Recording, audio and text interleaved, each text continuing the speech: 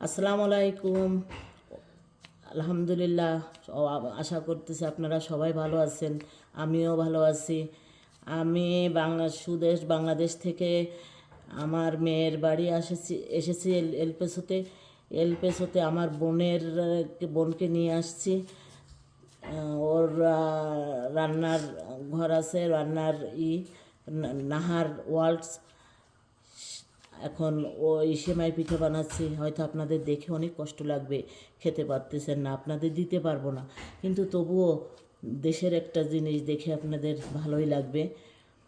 এটা হলো খুলনার মেহমানদারির ঐতিহ্যবাহী একটা খাবার। আমরা অন্য অন্য জায়গায় যেমন পোলাও মাংস রান্না করে, খুলনা দক্ষিণ অঞ্চলে চালনা, সাতক্ষীরা, ওই গ্রাম অঞ্চলে ওদিকে এই পিঠাটা বানায় হাঁসের মাংস দিয়ে।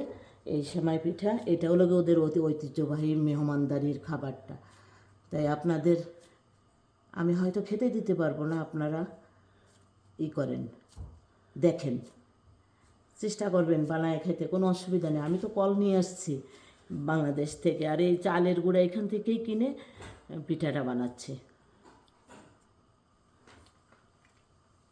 এই দেখেন কেমন করে, অবশ্যই আপনারা জানবেন, কারণ এটা তো আমাদের দেশেরই, অবশ্যই দেশের মানুষ জানবে, রান্না জানলেও। এই দেখেন পিঠাটা বানানো তো কষ্টের না।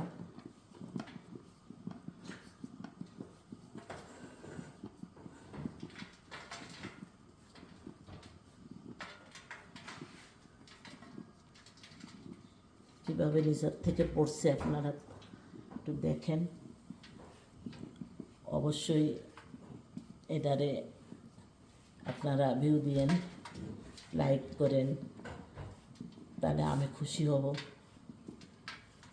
অনেক দূর দেশ থেকে এসছে, আপনাদের দেখাতে পারছি, এটাই ভালো লাগছে, কিন্তু খাওয়াতে পারবো না, এটাই খারাপ লাগছে। মাঝে মাঝে এরকম, এটা বানানো কোনো ব্যাপারই না। আপনারা কস করতে গেলেই গুঁড়া পাইবেন।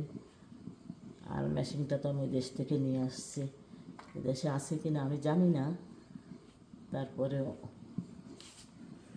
এই দেখেন পিঠাটা, এটারে এখন ওই পানি গরম দিয়ে দিচ্ছি, ওখানে ওই পানি গরম দিয়ে তারপরে সিদ্ধ করবো। সবই আপনারা জানেন, তারপর আপনাদের বলতে হয় তাই আমি বলছি। কিন্তু দেখবেন যে খেতে কত মজা, আর বানাতে এই দেশের চালের গুঁড়াটা আমাদের দেশের চালের গুঁড়ার মতো না, এই দেশের চালের গুঁড়াটা একটু অন্যরকম, কিন্তু পিঠাটা খুবই সহজে সুন্দরভাবে হয়।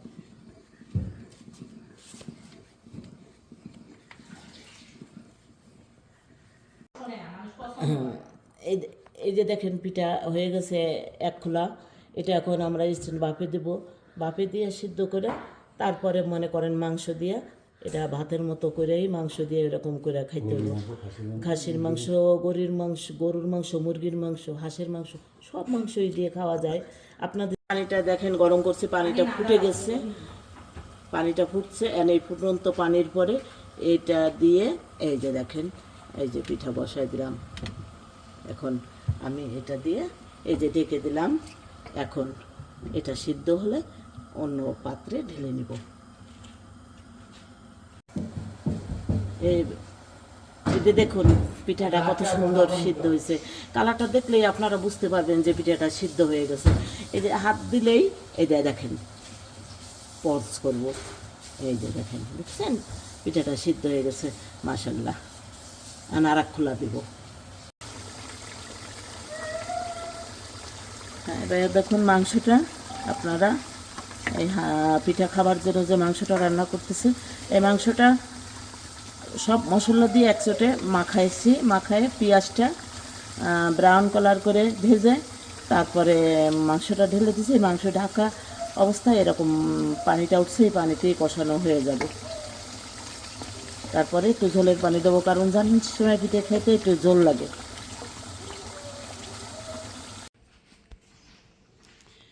এখন সব ওকে, দেখেন পিঠাও বানানো হয়ে গেছে, মাংস রান্না করা হয়ে গেছে, এখন শুধু খাওয়ার পালা।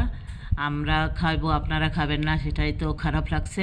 যাই হোক, মাশাল্লাহ, আপনারা বানিয়ে খাবেন, ভালো লাগবে। লাইক কমেন্ট করবেন। আসসালামু আলাইকুম, ভালো থাকবেন।